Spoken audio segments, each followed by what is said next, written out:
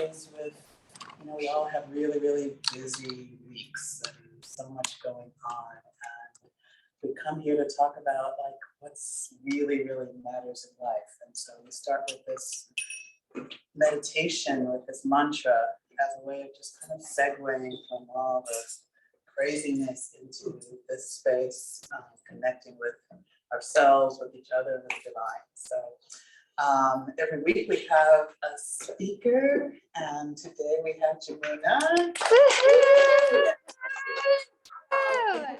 is a character. She's a clown by profession, amongst other things, so you will see that. She's awesome. And she's going to talk about things that make you go, So welcome. And a little housekeeping, if you're new, we have some water in the back. We have bathrooms through that door back there if you need it. Thank you, Rajirani. Hi, everybody. Hi, everybody. Hello. Okay. So yes, my name is Jamuna, and this is actually Things That Make You Go, Part 2. Some months ago, I did Things That Make You Go, Part 1. And it's based on, I don't know who knows that song. Anybody know that song? Things That Make You Go, right? Things That Make You Go, Because I don't know about any of you, but as I was beginning on this path, there were quite a few things that made me go, and down like, what? and quite frankly, at one point, okay, y'all are crazy. I like that you don't wear your shoes and your music's good and your food's good, but I'm out because it's a little crazy. But what I learned is, and something that my teacher, His Holiness Daniel Swami, says, you've got to ask questions. Because if you don't ask questions, how do you know if you have right understanding? And if I had not stopped and had very wise people like, well, hold on.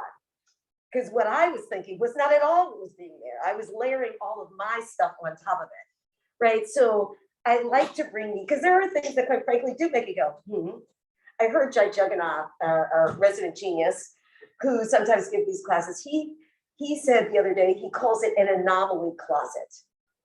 When he was reading through things that he didn't quite understand, and he is so much smarter and more learned than I am, he would put them in the anomaly closet until he could better understand them. And I love that. So the things, I have two really specific things that made me go, say what, right? Until I got them unpacked. And one thing, if we have the time for it. And I'm gonna take a risk. I'm gonna start off this little presentation by doing something I doubt that anyone has ever done before, but Durrani, you can tell me if you're wrong. In this Soul Talks, I'm gonna begin by doing a magic trick. That would be a first. That's what you get when you get clowns giving Bhagavatam classes and all sorts of things. Okay. So, all right. So there will be a point to this, right? So I have before me the magic bag, right? Lovely Krishna dark blue. I will show you that there is nothing in it. My tiki light is off to get up close. See if you can catch me, right? There's nothing here. I did work. Test that. What? Test that. Oh, well, yeah, I'm gonna let you put your, Shampak, yes, in a second. Yes, even I will open up the and stick my hand through. Yes, Shampak would be my lovely assistant. Give her a round of applause. Yes, and go ahead and stick your hand through. There's no Lord Nrsimha Dev getting ready to eat you. I have to say that I worked for a professional, and I'm gonna zip it back up. So I did at one point work for a big trick magician, and there's a reason that I have been sawed in half. The reason I've levitated, the reason I've had sword to put into me. And if you look at both Shampak's and I's general size and our general flexibility ability, you understand why it would be one of us. So now, of course, I would need a magic word.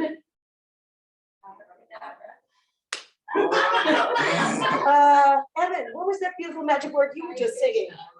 Okay, let's go. Let's do the Maha Mantra. So if you can wave your hands over the bag as everyone says Maha Mantra. Here we go.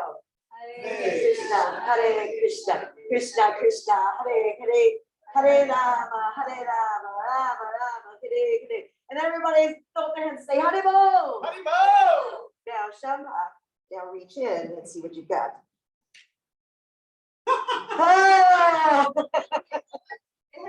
But it is only a magic trick when you make it disappear. So Shama put it back in the bag.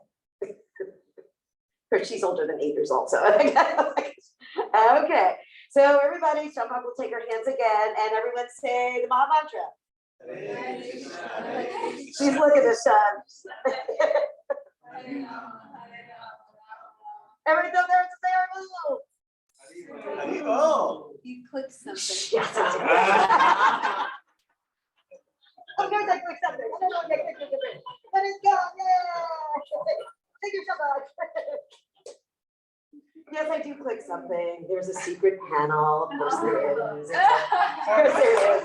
But she's all shh. But don't. Magic portal. Yes, it's a magic portal. Yes. But what I love about those kinds of tricks with children, they really believe that they're saying that word. It is usually abracadabra.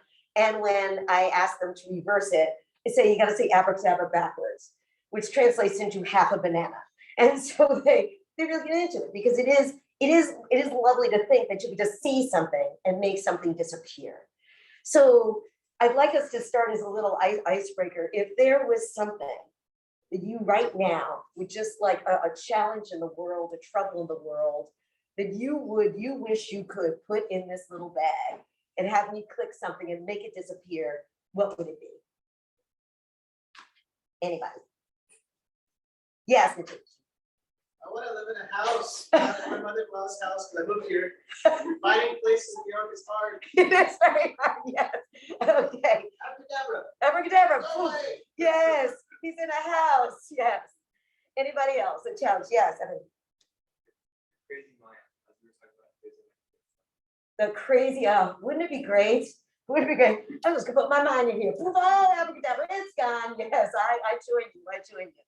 Anybody else with something else? Yes, Emily. Make New York City smell better. Oh my God. Abracadabra. Abra, boy, yeah, we'd have to put it in. I have to say, the variety COVID that I got was not the kind that takes away your smell. So I had full smell the whole time. I kind of wanted that one. It was like, correct. That wasn't fun. Okay, that wasn't fun. Yes, make sure the city smell better. And the rats on the Second Avenue subway station, I know they're living souls, and I really wish they would sort of like take a vacation, go someplace else. And a couple other people, what would you like to poof, disappear if you could? Anything. All problems. All problems. Name one. Oh, name one. Yes. Let's see. Well, name one like just anxiety. Oh, that would be a good one. Yeah. Poof, anxiety disappear. Let's see. One more. Sarah, come on. Yeah, well, I was gonna say mental health issues. Yeah, right? That'd be a great one. Anybody else? One more. All physical health problems. All physical health problems. Whoop, in the bag, whoop, disappear. Right? So as we go through these things that make us go, I would like to add the isms, like the racism, the sexism, the ageism. Yeah, those isms. That All prejudice. What? All prejudice. All prejudice. Yeah, let's just put it in. All things. I'd like to put those in the bag and boop, make it disappear. I agree with the monkey mind. I believe with the anxiety, mental health issues. So as we go through these things that make us go, perhaps there is something in these kind of interesting stories and interesting perspectives that we can reflect back. And it isn't a magical bag, but it might be a magical panacea, they say, that maybe could make these things go away. So this first one it's three-pronged. And this question I had actually is the reason I am in a book, or a question I asked actually made it into a book. And I spoke about the person that really triggered my thinking about this, or making me go, what? I think the first time I did the first things that make me go some months ago. So I'll tell you a little bit about this person. I am also a storyteller, so I love stories. I'm not the type of person that, reads my eyes bounce around when I read all the other stuff. When you get me in a story, I'm like laser focused. And so it was about a queen, and I was like, ooh, like a queen in a castle, yeah. But she did live in a castle, but she had a very extraordinary, and I would say difficult life. I'm sure there's many things she would have wanted to put in the magic bag, right? And so as a child, she was actually given away. She was given away from her family to a friend of her father's family because of a promise that her father made long before he was even married. And he had said to his friend, if you don't have children, I'll give you one of your 5 children.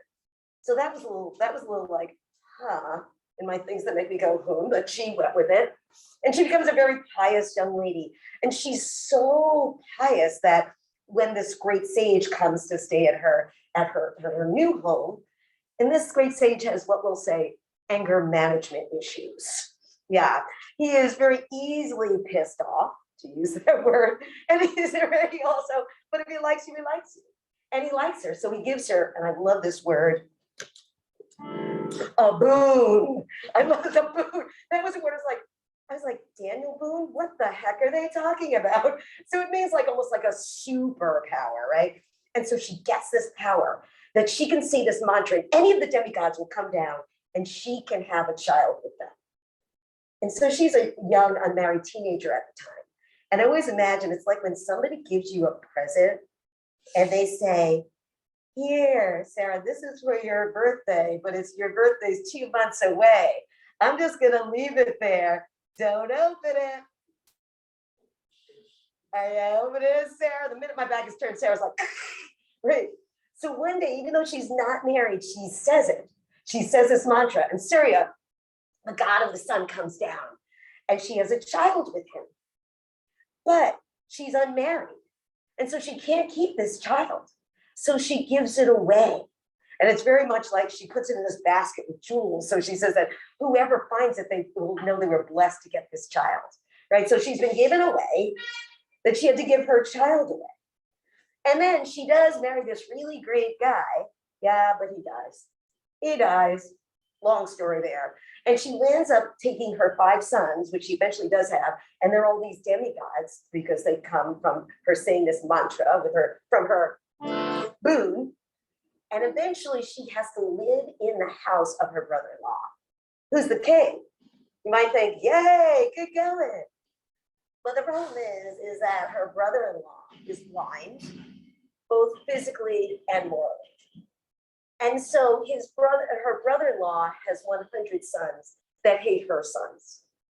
And because her brother-in-law is blind to his own son's misdeeds, right? He allows the 100 sons to basically torture her 5 sons. Let me go through the list of some of the wonderful little things that happen. Oh, let's see, they try to poison one and throw him in a river. Oh, here's one of my favorites. They build a house made out of basically wax and get them in and try to burn them to death, right? Yeah, I know you guys got it. That's always the one that gets me like, what the heck?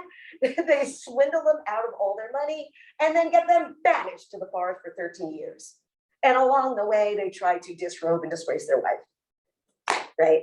All this she watches. Do I have any parents in the room? Well, I know I got one, right? Is the thing of like, it's bad if I walked over and smacked you in the face, but if I slapped your kid in the face, that's even worse, right? So she's watching all this with so much motherly affection. Boom, boom, boom. Well, finally, this whole thing between the 2 sides culminates into the Great War. That is where we find the Bhagavad Gita for people that know this text, right? And for a moment, this is the part that always really gets me. For a moment, she's reunited with that son that she gave up all those years ago, right? And he goes, yeah, I love you, Mom, but I'm on that side. And she watches him and all these people that have been her friends die in this great big war.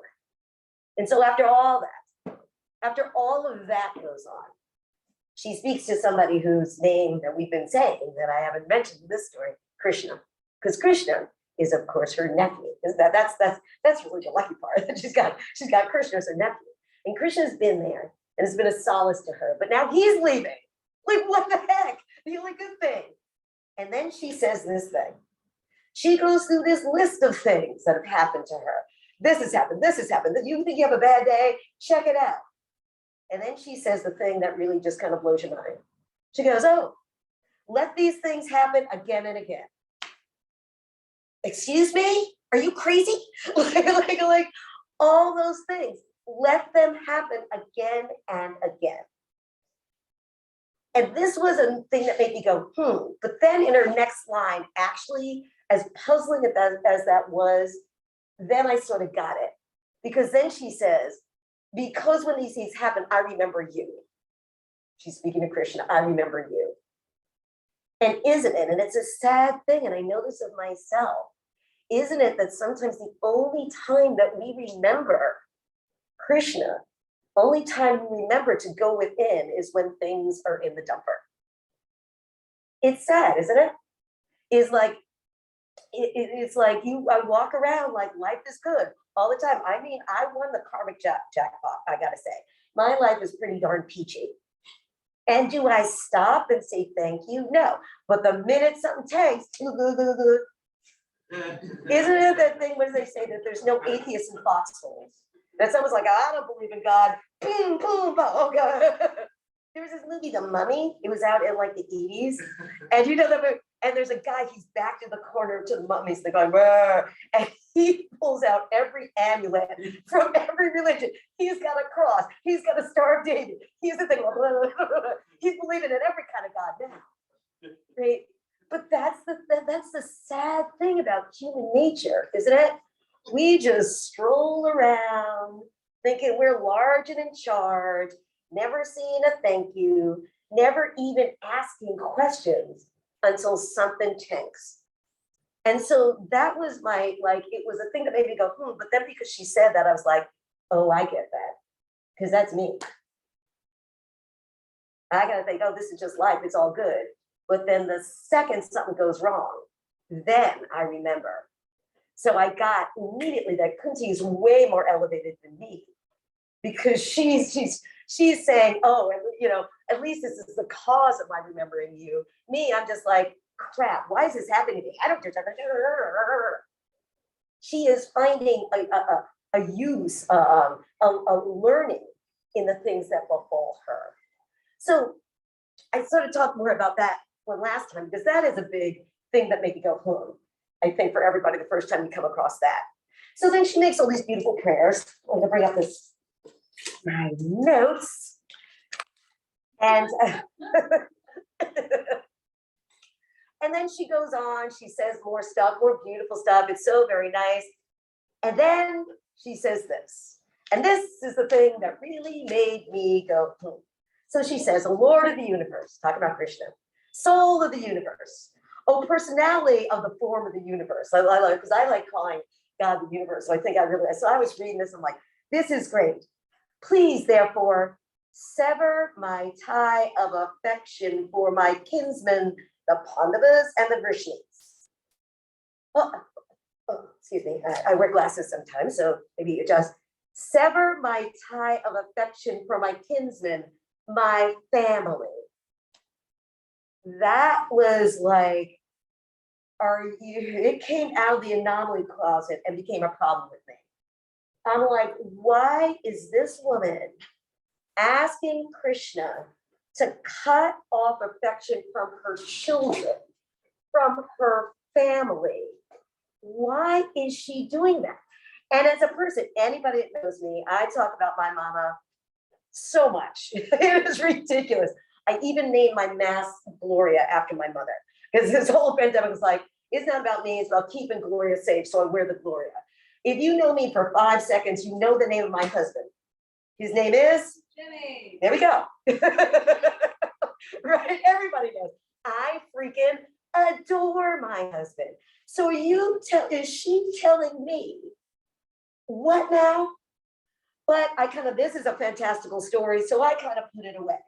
And I put it in my own anomaly closet. So, but then, oh yeah, then I'm getting into reading the Bhagavad Gita. Oh, such a beautiful text. Loving, loving, loving, loving. 12 chapters, all about love and bhakti. 13 chapters, a little wicky-wacky, because it's getting a little intellectual. But then I find this list of what is knowledge in the 13th chapter. I barely made it out of 12th grade of high school, because I hated school with such a passion. So I was delighted to see the things that are real knowledge wasn't like geometry and history. And I'm reading and it says humility. That's great. Who can't argue with that? Pridelessness, nonviolence, tolerance, simplicity. And I'm like, yeah, this is great. This is what knowledge is. And then because, like I said, my eyes dart because I got a lot of energy, which you may have picked up by now, right? And my eyes are asleep. And then my eyes jump in the list, detachment. Well, that gives me a pause for a second, but at this point, I already know in my experience, you can be too attached and attached to my senses.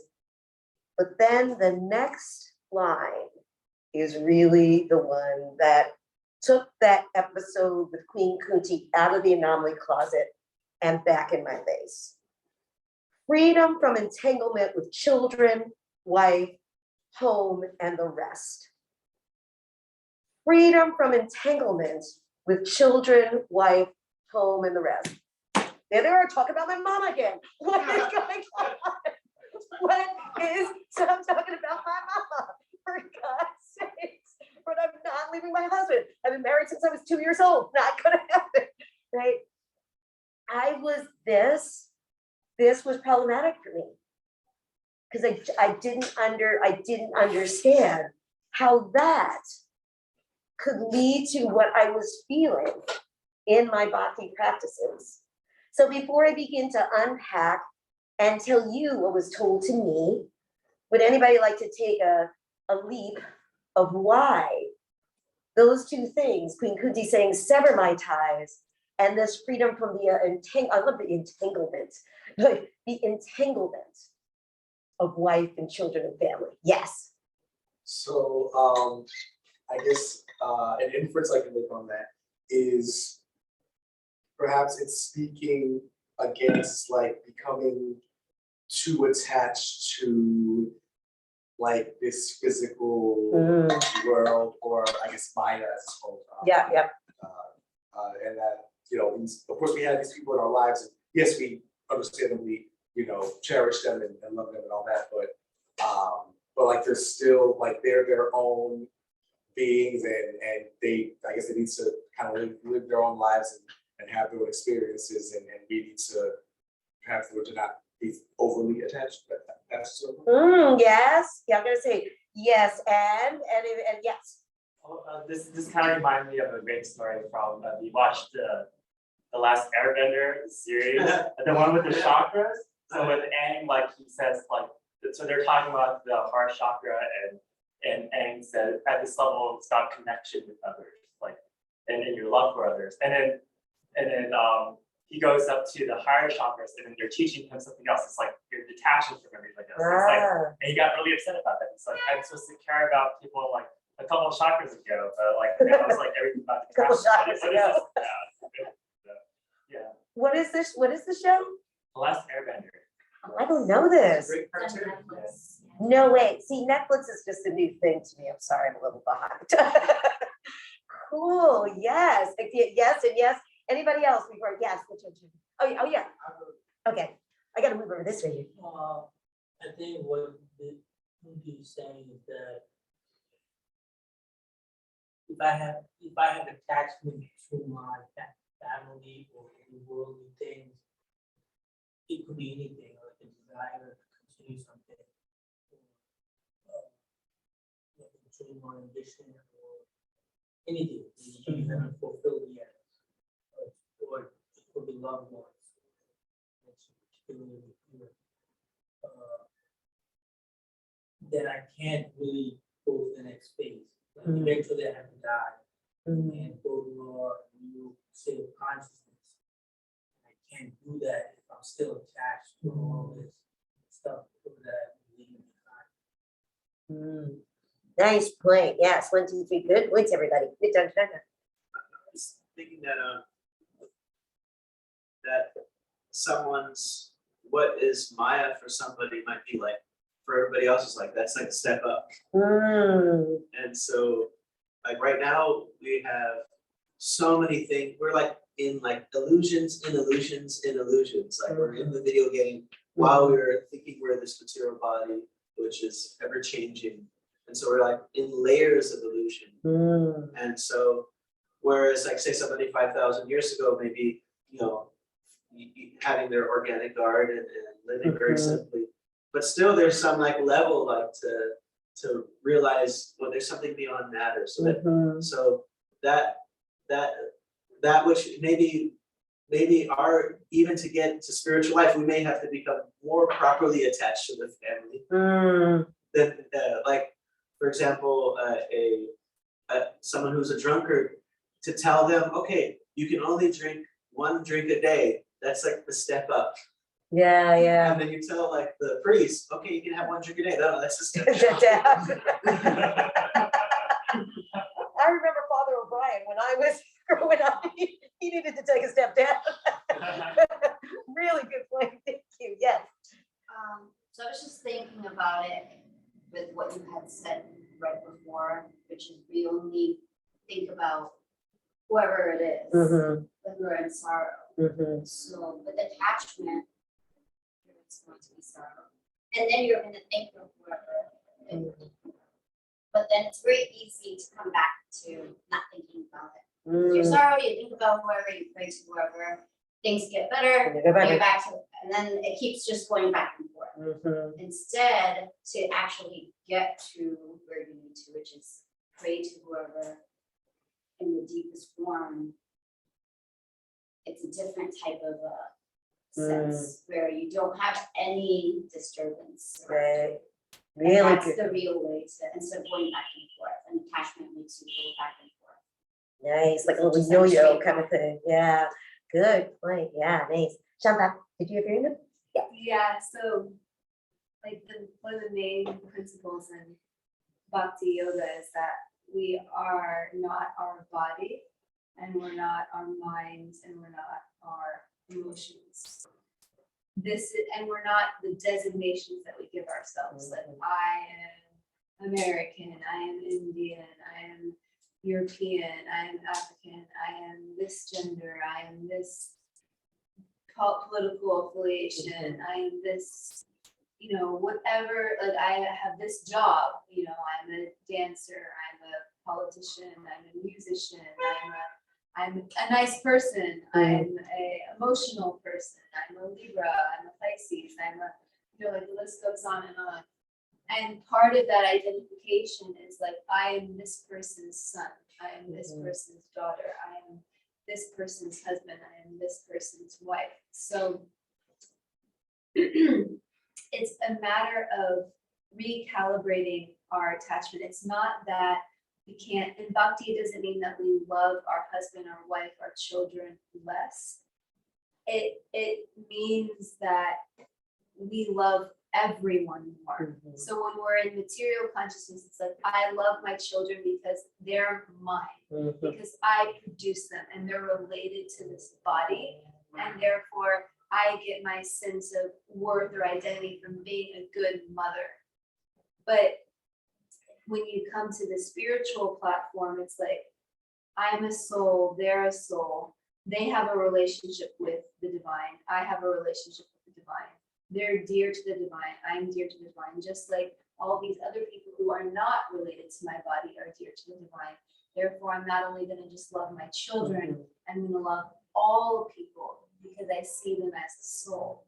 And to also realize that they can't give me enlightenment. They can't bring me back to my connection with the divine. If I'm too attached to their body, that's going to hold them back from their connection to the divine. That's going to hold me back from my connection to the divine. So have you ever heard the saying, like, love someone so much to let them go? Like, and you relate with them in such a way where you're encouraging them to their connection to the divine, and you're allowing yourself, basically, like, like a person on their deathbed, right? There comes a point where it's like, you gotta let it go. Like my dad is, he's in the last stages of his life right now. And up until like a few months ago, he was like, I'm gonna get better, I'm gonna do this, I have all these things left I have to do, and all these identifications of being this like successful person. Because he was this like super successful lawyer from like a small town who had started his own law firm, which became like the most successful law firm in construction in America. Like he had all these attachments, but it finally he wasn't like, he finally just recently got to a point where it's like, I gotta let that all go. And like, he says, you know, I'm going to heaven because I've been a good person. And it's like a person on their deathbed, they have to eventually like let it all go Mhm. and focus on that final journey. Mhm. Because you can't take it with you. Mhm. Even if you love the person, you can't take it with you. And what the Bhagavad Gita is saying is if you don't let that go, you actually gotta take another birth in the material world to keep those attachments. So like, anybody else have anything they wanted to chime in on? Just a really, yeah. Yes. Quick, what that reminds me of is that at a higher level, we're all one. So we're actually just like one person. We're actually all related in two ways. So Mhm. like our family, yes, good to take care of our family, but that's still like everyone's family. Yes, and exactly what John was saying, you're saying, and everyone, what everyone had to say, yes. And what Queen Kunti is indeed saying is exactly what Shambhala was saying. It's like, sever my attachment, not like, so the analogy I was thinking of today is, you know, in home improvement shows, everybody's big on having open concept in their homes, right? They're always going in there, they knock down walls, right? There's the wall that separates this room from that room. What she's saying is, I've walled in my love. I've been very exclusive with my love. And that's what we do. We love, and Chabak's right, we love them as an extension of us. This is my body. Those are my people. That's my husband. That's my mother. This is my family, right? It gets very exclusive. But really, our love is so big, it needs to be inclusive. And so that prayer to sever the ties is like to knock down the wall, right? Because when what is the danger of when things get too exclusive? We see this right now. This is my country. This is your country. This is my religion. That's your religion, right? This is my skin tone, which is the most ridiculous thing in the world. That is your skin tone. This over attachment to these really tiny and extremely temporary designations is a big problem. She goes, I don't want it. I don't want it. Cut it down, right? And so there's a card that my husband gave me a couple Valentine's days ago, and it shows two trees, and it shows the roots, and the roots are intertwined, and it comes into a heart. And it makes me think of something that Radha Swami writes about in his book that we have the journey within on the table, right? He talks about the truth of those giant trees that grow out west, that the roots aren't deep, they're wide, that they're all interconnected like that. And that is the truth, right? Instead of just like when I was saying, what's something I would like to disappear? I would like the sectarianism to disappear, that everybody's put themselves in the little box. And the minute you do that, make somebody else a they, right? That's when you can fight. And so there's a part from this book, and that's why I bring my book bag. So much for today. Oh, I don't have my glasses up here, but it's like, okay. There's from this book, The Nectar of Devotion, that no matter how many times I read this book, I can barely get past the first part because I love this one section so much. Yeah, I think I got enough light. It says, the basic principle of the living condition is that we have a general propensity to love someone, which I always love that part. That even on my worst day, when I don't feel very loving, when I feel pretty narcissistic and petty, that's not me, that my natural propensity is to love. Yeah. He says, Srila Prabhupada writes, no one can live without loving someone else. This propensity is present in every living being. Even an animal like a tiger has this loving propensity, at least in a dormant stage, and it is certainly present in human beings. The main point, however, is where to repose our love so that everyone can become happy. Right? I love that he uses the word repose. It's so beautiful. That like what Srila Prabhupada is saying, our love is actually too big for just our little people. It's like we become hoarders, to go back to the house analogy. We've taken one room and we've stacked all this stuff. And we need to bust down the wall because our love is too big for that. Because our love comes from the source of all love, which is God, which is Krishna. we're being misers. We're getting all Ebenezer Scrooge, right? Coming and just holding it into ourselves. And so this is what Queen Kunti, this is what it's saying. We need not to be exclusive, be at the clubs where there's the red rope. Sorry, not for you, not for you. Okay, maybe you. Oh, but not for you, my friend. I'm sorry. No, it's all the roots intertwining. And I love again, Rananath Maharaj in his book, The Journey Within, his definition of bhakti is whenever I'm trying to explain it to somebody, I like read this paragraph, right? Because it's so freaking spot on. And so I like to read just the first 2 lines of it because he, like everything Maharaj says, he nails it on the head. The word bhakti means unconditional love for the Supreme Being and deep compassion for others. This love is so complete that it inspires love not only for God, but for everything connected to him.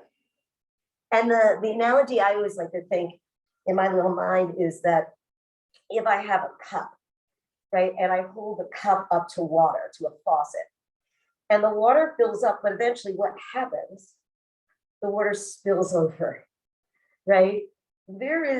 We are closing ourselves off by just having love for a very small group of people. Our love is bigger than that. We were meant to be bigger than that, right? And so I love that, and he goes on to the end, at the end of this explanation about bhakti. It's not a practice exclusive to any particular religion or creed. It is the essence of all religions and creeds because it's the natural condition of the soul. Our love is so big, but it's like when they have the hoses, hosing the stuff, and if you twist it, what happens? You cut off the flow, right? When we are being too exclusive, we cut off the flow of this love, and we become like hoarders. And so that's what Queen Kunti was saying. I don't want that. She's such a smart woman. I don't want that. And of course, that's what Krishna's saying because he's the smartest of everybody. He says, don't do that. Don't do that. And so I got that explanation from the Bhagavad Gita, but it was really interesting. As my spiritual life grew, my capacity actually to love my family grew. I found that I could really see them as children of the divine. And I did feel closer to them. And so everything was okay. I'm like, I'm on the right track until I read something about something called the 10 offenses. Now, I know. Now, for those unfamiliar, it said that chanting the beautiful Mahamantra, the holy names, there are no hard and fast rules. I remember when I read that, I'm like, liking that, no hard and fast rules, I'm good with it, But there are certain things that can take away the potency of it. It's sort of like the analogy of the sun is always shining, right? But you can put up an umbrella to block the sun. And so there are certain things that block the potency. And it's going through this list, and pretty much I'm going, yeah, that's me, yeah, that's me, yeah, that's me, yeah, that's me, yeah, that's me, yeah, that's me. But then it was the last one, offense number 10, that made me go. To quote the words of that great yogi, Steve Urkel, did I do that? Still good, people still know who he is. Right, and so I was far enough along in the bunny hole of bhakti to really be concerned about this. And so, but what I had learned by that point was to ask. And so I wrote a letter to His Holiness Damodar Swami, and he wrote me back a letter. And then he has a wonderful thing he calls Monday morning greetings, and he puts out an essay every Monday. And the next week, Maharaj says, I would like to use this. And so it was a Monday morning greeting. And then just last year, a year and a half ago, I guess, his Monday morning greetings got put into a book. And my question to him was put in this book. So again, going to the book bag, going to the book, and I just happened to have it here. Oh, right. And so it was really nice when he published the Monday morning greeting. I had several friends that knew it was me. He didn't put my name, but I was really touched. They said, one girl, Jackie Shuri, she said she knew it was me because of the way I spoke about my mother and my husband. She goes, I knew it was you, which is really sweet. So I won't read all of it. But, oh, it's really long. So I'll start from what he wrote, her inquiry, which is mine. We were reviewing the 10 offenses, and number 10 worried me. As you know, I'm attached to my husband and my mother, both of whom taught me what love is. I feel like this can't be all wrong. I try and view my husband as Krishna's child, given to me to care for and serve. He certainly supports my spiritual path, as you have seen. Danyar Swami was my husband, by the way, as you've seen. And my mom, well, both my parents, my dad is gone now, showed me that there is a God, and their commitment to service is why seva, that's the Sanskrit word for service, always seems so natural to me. I understand this world is temporary, but I also see that there is love here. I think if that is so beautiful at times, then just think of what the spiritual world must be. Forgive me for going on, but I'm wondering if my reasoning is sound. And so he began to write the response. I'll read part of the response.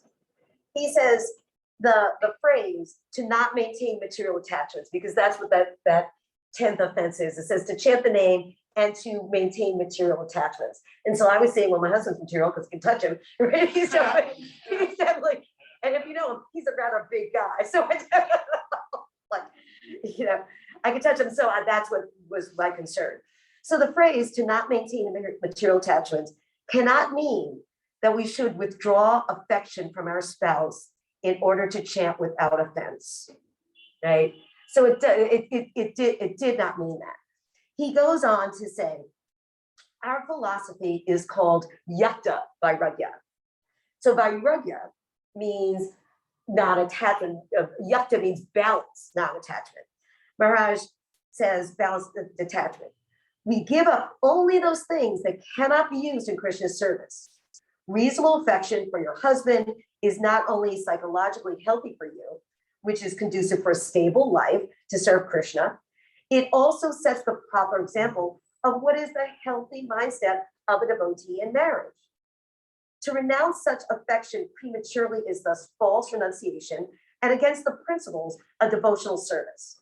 So if our conception of detachment excludes renouncing attachments that can be used in Krishna's service, how can it be an offense to have such attachments? And so there's just two other parts I want to read. He says, what's the part? Yeah. Maintaining attachments being an offense refers to remaining attached to things that cannot be used in Krishna's service, or maintaining attachments beyond our needs that we are capable of giving up and don't. We generally know what they are, and to maintain them inhibits our chanting. And then the last thing I want to read from here is he said, my response, he's talking about his response, was a quick answer, but the application is clear. Use your affection for your husband, which can't be and should not be renounced artificially in Krishna's service. Use your affection for your husband, which can't be and should not be renounced artificially in Krishna's service by keeping yourself healthy and setting a good example for him and others of what coming to Krishna consciousness means. This exchange is an example of how one must be thoughtful and raise one's doubts, which is the whole point of this class today, to understand the philosophy of Krishna consciousness. Otherwise, there is risk one will accept some things blindly, such as the concept of not maintaining material attachment, and misapply the philosophy. I was happy to have received your inquiry. So that finally put the matter to bed for me. It was finally, I get it. It's all about this balance, non-attachment, is the things that we were saying before, to break down those walls and also to really look at what am I attached to that isn't so healthy and balanced, and what am I attached to that is healthy and balanced, and to bring it back. And this is something that Dangadara Maharaj does so well, to ask the questions. Because if I had not asked the questions 1, 2, 3 times, I would have been out the door. And so it really is to look at these things and to think about that, in the Bhagavad Gita, Krishna tells us how to ask questions. And he uses the word submissively. And we don't like that word. Because it sounds like a dog. You see the dogs, like when the other dog's like, you know, we're on his back. But it means the thing that I always like to think about, there's a sign that I saw once in an office, and it said, teenagers, go out and get a job while you still know everything. Right? Right? Isn't this so true? I'm like, actually, that's what I did. But then I quickly found out I didn't know everything. Right? It's not to ask a question or presume that you know. It really is to like, and this is the one thing I did right in this inquiry about this one particular thing. I thought there's something here. I'm missing it. So let me ask people who maybe know. Let me, I love the Jajanga calls it a novelty closet. Let me put it away. And then I came back again. And let me ask. And finally, I found somebody at that point who I knew really knew something. Let me ask them. And so, how long do I have? Okay. And so before I go on, I have one more quickie other question. But can anybody think back to when we put things, a magic bag is buried by all the books. When we put something in the magic bag, we did a magic trick before you came in.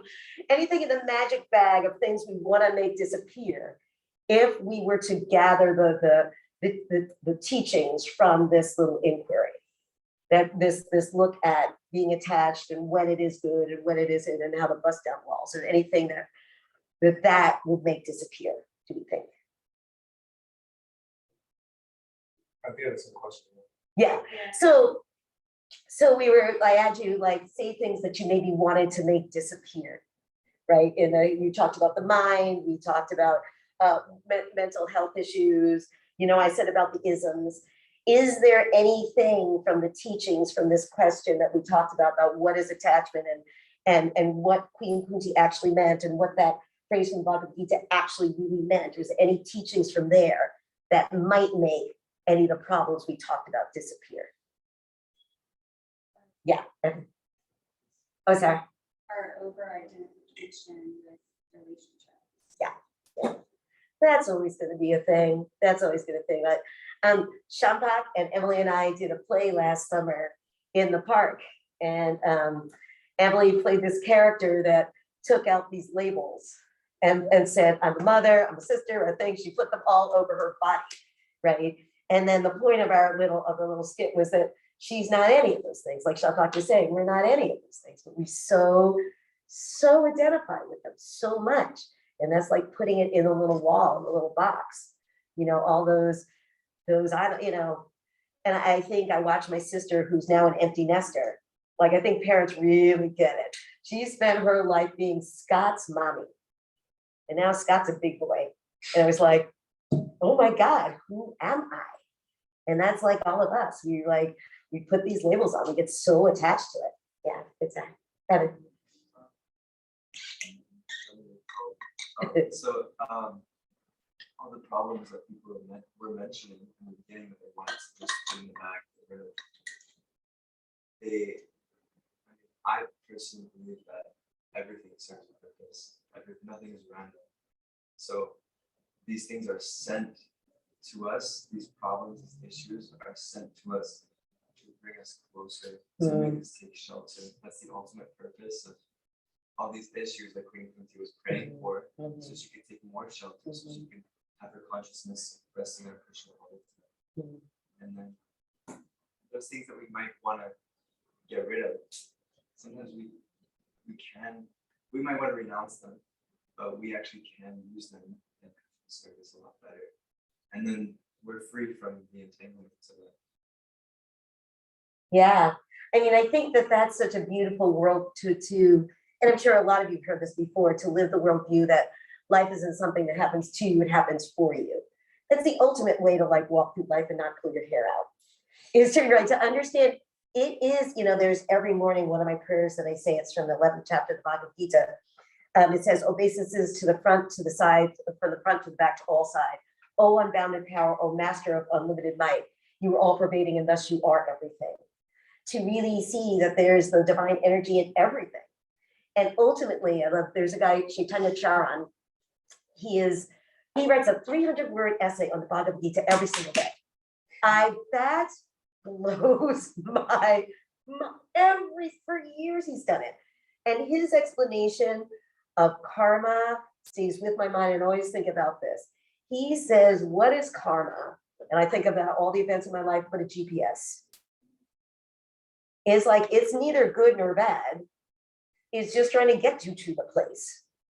And sometimes, right, Google Maps, because it's being nice to you, right, will send you. The other day, it sent me to a shopping mall. And it's like, where's it going? I didn't understand it. Sometimes it sends me on a highway. All the events in the life are just, or at least can be, a way to increase our connection, increase our devotion, if we choose to look at it that way, right? And so that's just like the GPS. It's neither, and I often think sometimes saying bad or good karma actually is a misnomer. It's just karma. It's what I do with it, right? I can choose to keep learning the lesson, or I can keep making the mistake. Yeah, so I think that's a very positive way. I think so much could be solved of our suffering, alleviated, if we looked at that. Yeah. Anybody else? Magic bag. Okay, good. Okay, so I have one more short thing. Yeah, 8 minutes. I got one short thing, and I just wanted to throw it out there. This was the thing that made me go, and I'd like to see if this is something that made you go, too. And that is this concept that right as I am, God loves me. Did that make anybody else, when they got that, did that make anybody else go, what? Or did everybody just kind of accept that? Anybody find that hard to, yeah? Yeah, it sounds to me like, yeah, as even though I'm right, as like I'm correct. Right. As correct as I am, God still loves me. Yeah. Well, I mean, okay, will he not love me for being correct? I had such a hard time with that. I thought, that I had to be perfect or different or better. I had a really hard time to thinking that just as I am, that God's love would shine down on me just as it would on every other person that was what I would seem perfectly. I had such a hard time with looking at that verse from the Bhagavad Gita that Krishna says, even if someone does something abominable, right, abominable, they are to be forgiven. And so I just wanted to throw that out. I'm glad that none of you had that struggle, because I did it, and I found it really super hard to get over the fact that as flawed and tiny as I am, with the divine energy love me right or wrong. And so I'm glad that none of you had that. I'm glad that you had it, because the truth is that is the truth. That Krishna's energy loves us all, just right as we are. So, any last questions or comments, or really go Paul who says jokes? Yes, Evan. The way that I understood God's love for us is that God loves us, meaning who am I, soul. So God loves my soul. Then I also think that the false ego, this person that I'm identifying with, that actually creates a block between my relationship with God. Like, how can he love the false ego? The character. Can you say something about that? I think that, like God, Krishna has X-ray vision, right? He's the ultimate X-ray vision. And that's the thing that I do this thing, I think I can hide things from him. I can't hide the good, the bad, and the ugly. He knows that at our base, we're like, I spend a lot of time with children, that underneath it all, it's like a child pretending, right? What we are is like the Nectar of Devotion. What we are is these beings that have this natural propensity of love. That's who we are. And that's what Krishna knows what we are. And so he can see, oh, poor kid, you're going in the wrong direction, kiddo. But I'll be over here. It's like that guy, Tom Bodette from, was it Motel 6? I'll keep the light on for you. I'll be right here. And when you come to me, you come, right? And so the rest of it, he understands is not us. We don't understand that's not us, that's wrong. We think it's us, but he knows it's not us the whole time. And so like a parent, you know, will wait and wait and wait and wait for that kid to find their best selves and to turn to that full wait. And that's what I love, the ultimate patience. Well, thank you, everybody. So yes, So I never struggled with the idea that like Krishna loves us. That was never the part where I always struggled is like loving him back. Because, and the I think in like 1866, like probably it's like surrender and like I said that's favorable, Japan is unfavorable. Sometimes like those things can feel ritualistic. Like because like to love someone, you have to like do it wholeheartedly, like accept that which they like do that for them, and don't do something to them that they don't like. And that's the part where you were saying like being right, Krishna loves me more, like doing the right things. He would like I do the right things not because so that he loves me, but so that like I do the right thing so that I love him. But sometimes it feels ritualistic, and how do you kind of like balance that out? Yeah, I always love, I'm quoting Jai Jagannath a lot today, I guess. I always love that something Jai Jagannath said is like when we go take steps towards Krishna, we put ourselves on Krishna's radar. And so Krishna loves all, but he's not an idiot.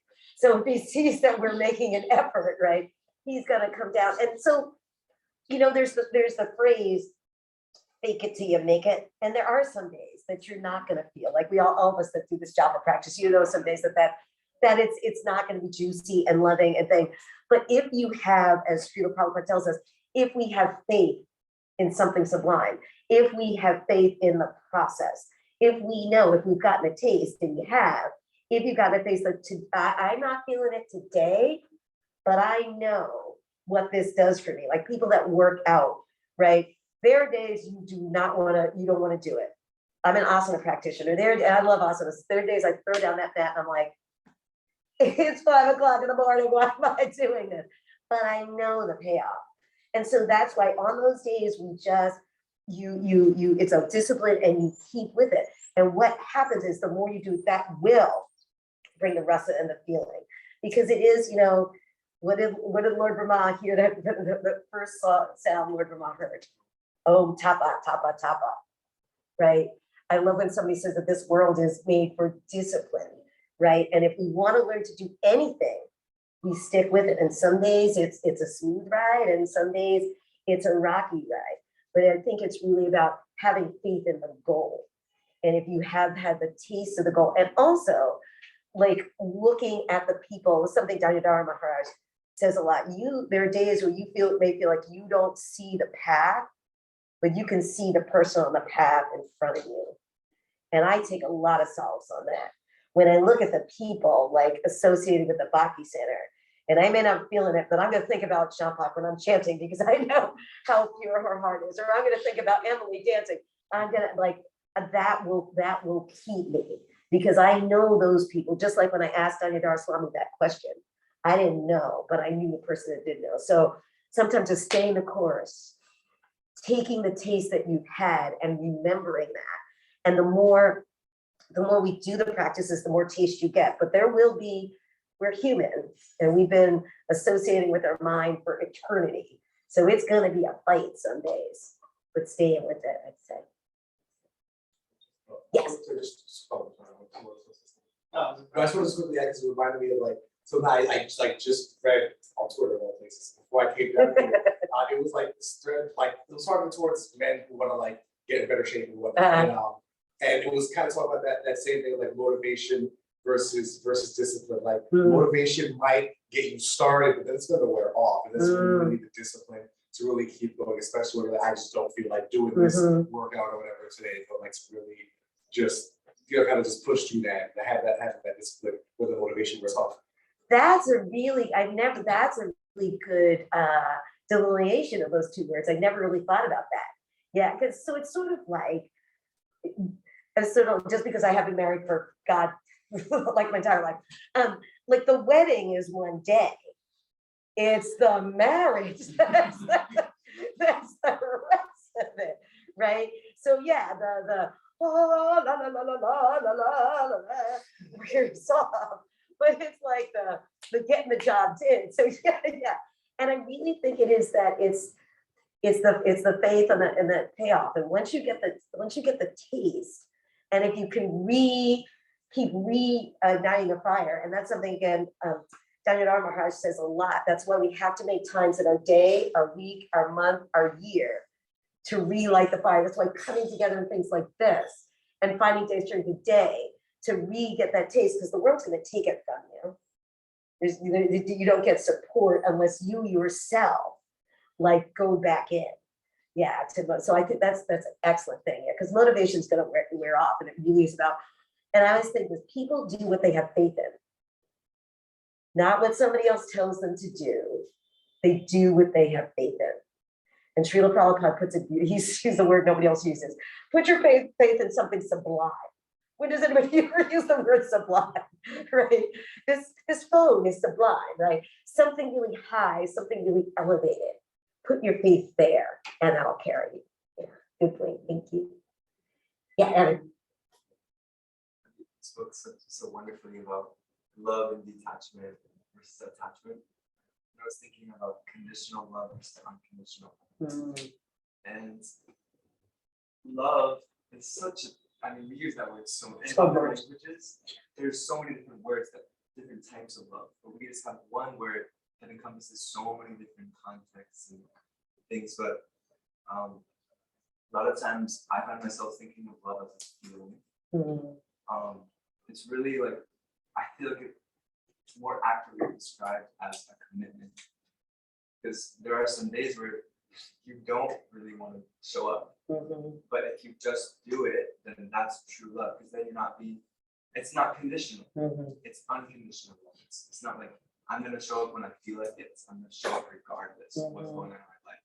I don't care what that's why we vow to, to chant every day, because it's why we take marriage vows, because it's not like, oh, just on good days, there's sickness and health. Right. So yeah, that. I think that's it. Love is a verb. Love is a verb. It ain't no just like here's a card. It is a commitment. I do. That's what I like the things. I like when it says vrat. I just love the word vrat. In Sanskrit, it's vow. Like I like that it is a vow, because that means show up. And I came to Bhakti after I've been married for a while. So I like, oh, I get it. Like I put this ring on my finger and I meant it. Like I am the child of, my parents were married for 62 years before my father died. Who does that? So I understand, like and I saw them duke it out, raising 6 children in New York City, like that, like all of us, I'm the weirdest one. So everybody's got their heads figured out straight. Somehow they managed to do it. So that gave me, it's a showing up, and like, and I remember at my initiation, I was so afraid I was going to say the right thing. Anybody else have that feeling? I'm like, I know what these things, I know what to say, but I'm afraid all of a sudden, because there's a fire and you're sorry and everybody's there, and whatnot. But I love that I love the formality of it. I love that it is a vow, because that makes you accountable. And it is commitment. And again, to quote Danyadhar Maharaj, he says, commitment changes consciousness. Commitment changes consciousness. I love that, because when you make a commitment to something, it changes how you hold it. Right? Sarah is taking our yoga teacher training. She put down quite a bit of money, right? And she committed to this process. And it changes the commitment. It was like, well, maybe I'll show up for Jamuna's class, but now I have to show up for Jamuna's class, right? So I love that. When we make the commitment, it literally changes us. And things like love and those things, they've got to be a verb. They got to be a commitment. I love that point so much. Yeah, thank you. Hey, yeah, you ready? All right. Thank you, everybody, so much. I'm gonna put all my books back in my book bag. Hey, thank you so much, Jamuna Jai, for your amazing and encouraging and empowering talk. And thank you all of you for being here. We are going to do another 15 minutes of Kid Talk. Our new Tina Chandra will come up. Everybody stand up and shake yourself out, move around. The energy flowing, so we'll do a little bit more kirtan, let the talk sit in. Afterwards, we're gonna eat together. She was talking about the fire. So the kirtan's like the fire, and how do you feel the heat of the fire? Get up close to it. So yeah, get in here.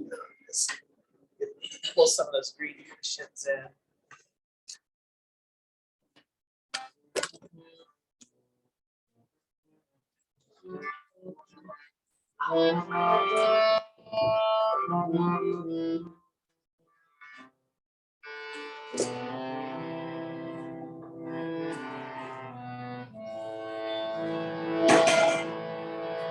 Hare Krishna, Hare Krishna, Krishna Krishna, Hare Hare, Hare Rama, Hare Rama, Rama Rama, Hare Hare, Hare Krishna, Hare Krishna, Krishna Krishna, Hare Hare, Hare Rama,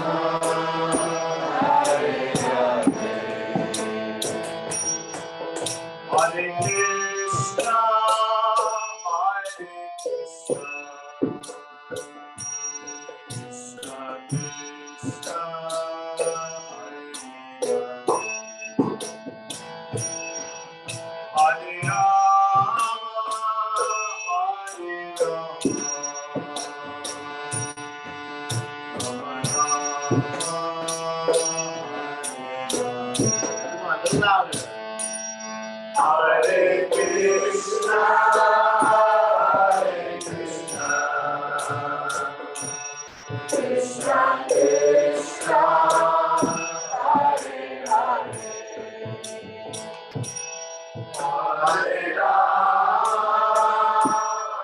Hare,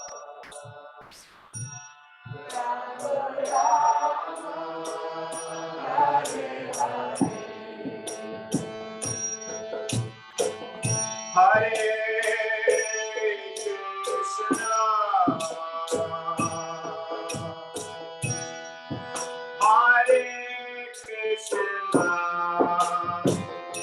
Krishna, Krishna Krishna, Hare Hare,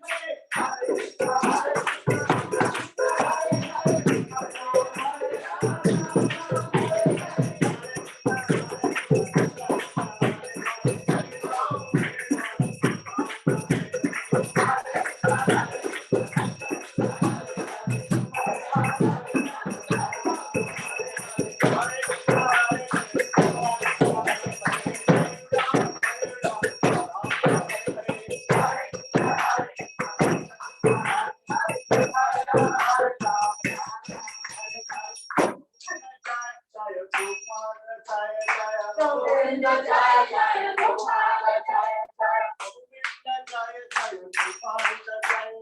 Govinda Jaya Jaya Gopala Jaya.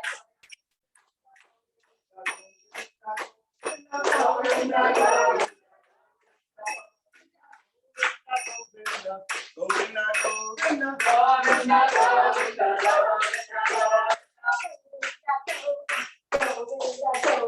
Govinda.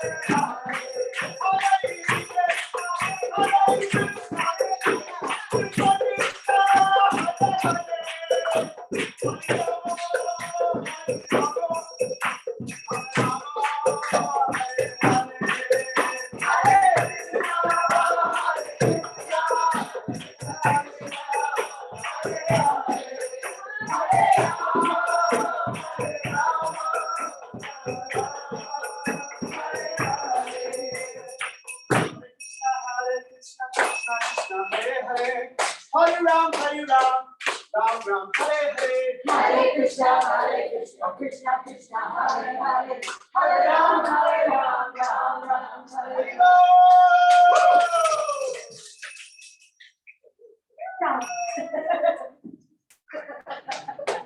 I really love these people. That was so much fun. So next thing we'll do is with the green cushions and the blankets, if you all don't mind picking up what you sat on, bringing it to the elevator room and just stacking the things here. Come back in, sit down, and then we'll all sit. Thank you, Sandra. The band was back together. I'm gonna start.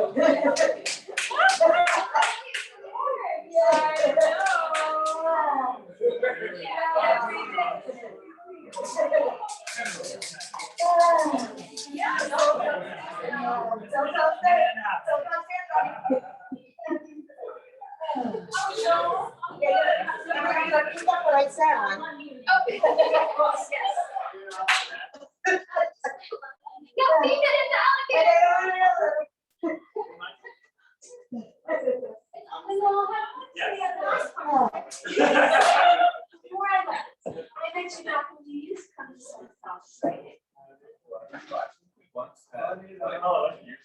Sarah. Sarah, next to the door. Yeah. How first time I Wow, I love that video. What's your name? Ross. That's the across the Yes, across the way. Yes,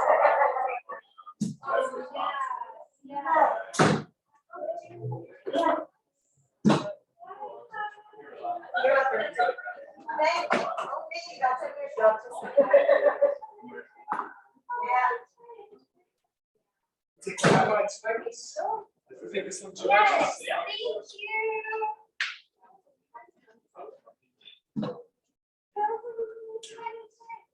Someone's back is on down. you.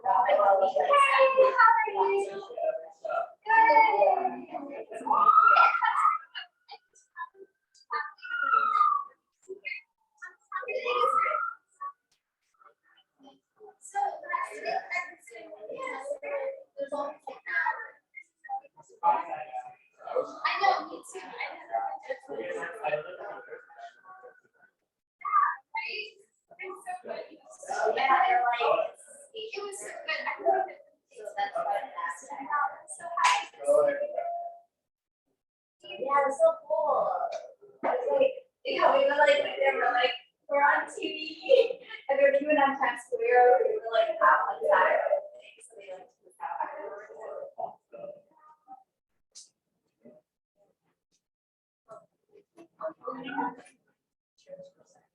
Thank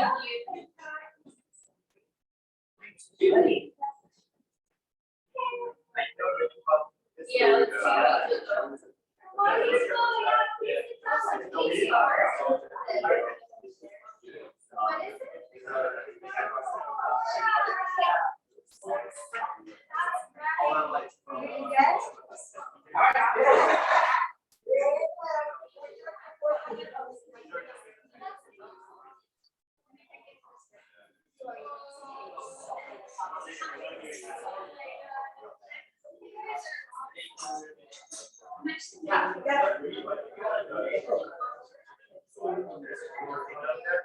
It's up to you.